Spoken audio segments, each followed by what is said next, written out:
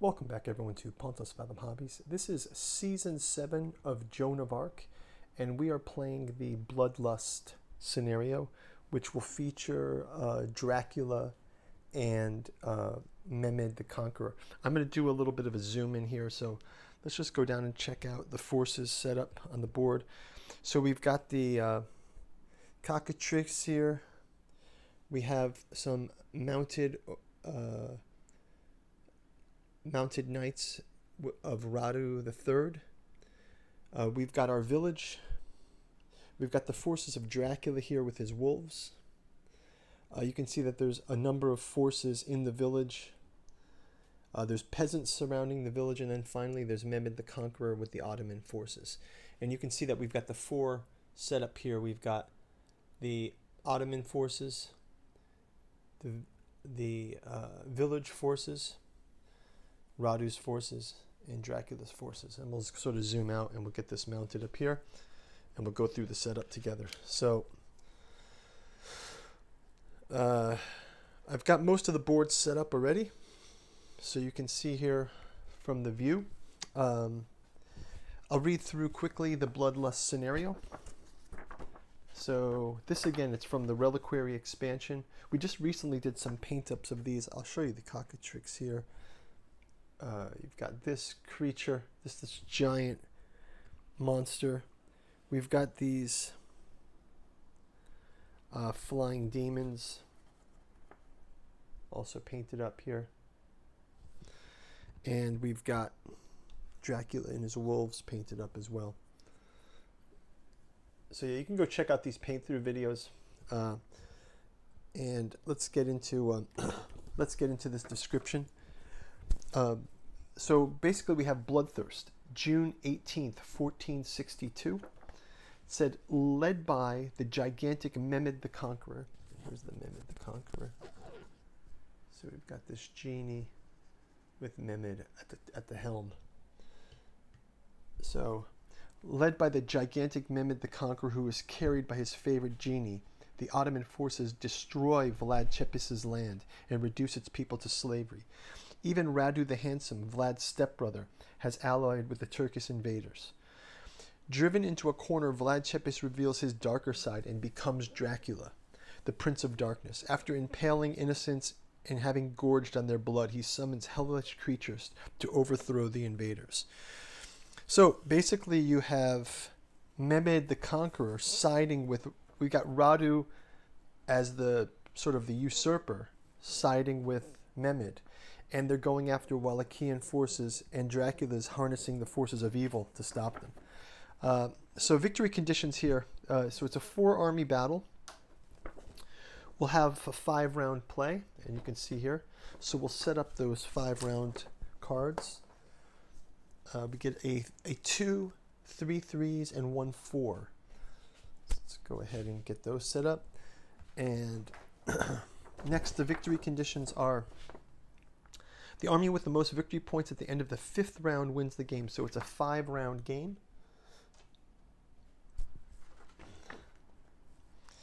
Mehmed the Conqueror's army, building on fire, 1 victory point. Wallachian civilians enslaved, 1 victory point. Radu III's handsome army, impaled citizen, 1 victory point. Dracula disrupted or destroyed by Radu, plus 3 victory points. Dracula's army only gains victory points if they are destroyed or disrupted. And then there's Mehmed the Conqueror destroyed and Radu destroyed, and same for the Wallachian army. Peasants units play at the end of the game, gives you victory points. Civilians still in play, intact buildings at the end of the game, gives the Wallachian army rewards. And then if there's a draw, there's some mechanic here to see who wins. We can calculate that at the end. We gain experience points for characters, infantry, and civilians destroyed. So we'll play it as kind of like a 2-player game, but obviously I'll be playing it as a simulation, so we kind of go through that together. Here's a great image of Dracula. So there's an alliance between Mehmed and allies' armies. They can't attack each other, so that ally is fixed. So it's basically like his brother is going for the Wallachian crown. Under the prince's control, the Wallachian side cannot attack Dracula's units either. So the village belongs to Dracula. Those are his people.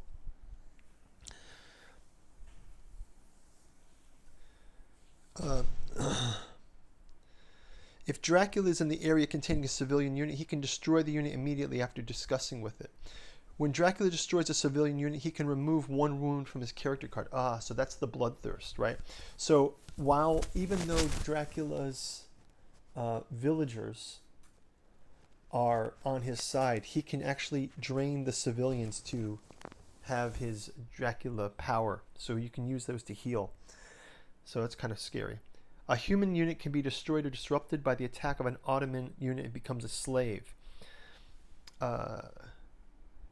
All Ottoman units can enslave civilians by moving in their area. Once enslaved, the civilian is removed from the place. So they can go through and pick up these civilians. You've got the blacksmith, the executioner, the merchant girl, the apothecary, a number of these figures, citizen. We've got our blacksmith here as well in the village. Blacksmith with his portable gallows and the bear tamer.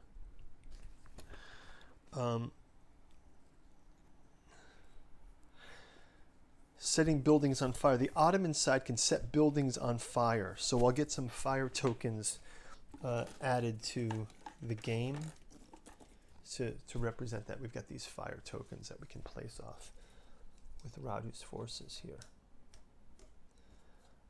Let's go through the different characters cards that we've got, and then we'll jump into turn 1. So first off, we've got the civilian, priest, citizen, merchant girl, apothecary, blacksmith, and the executioner. From Dracula's side, we have Dracula and the cockatrice as the main baddies, and then they also have flying demons, voracious demons, and wolves. You gotta love this setup of Dracula and tons of wolves here at the bottom, and this is just fantastic, coming out of the woods with the creatures of the night. You've got Radu's forces, his disenfranchised brother. He has the mounted bowmen, gentry mounted knights, and a standard bearer. So he's got a proper army trying to claim back Wallachia for his line.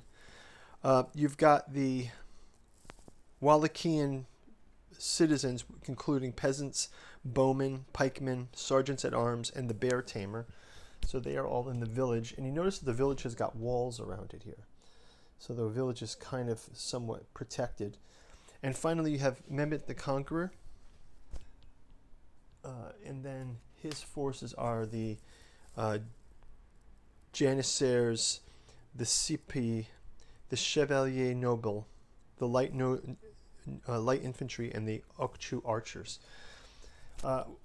Mehmet's player also gets the first card here, and that will give him the first initiative to play. We also all have reroll dice, including the civilians get a reroll dice, and they also get their own experience points, so they can play that by as needed.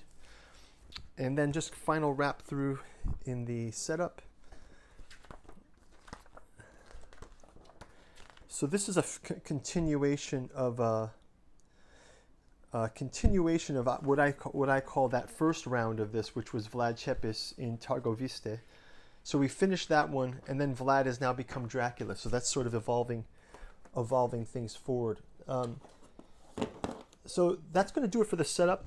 We'll jump into round 1. Quick shout out here to Pontos Fathom Press. We've got Hermeticism of Hastur, Lost Carcosa in the Yellow Sign. Go check out our bookstore links below. Helps us to support the channel, as do your likes and subscribes, comments below. Really helps us out. So if you could do that, we're looking to grow the channel to 1,000 subscribers.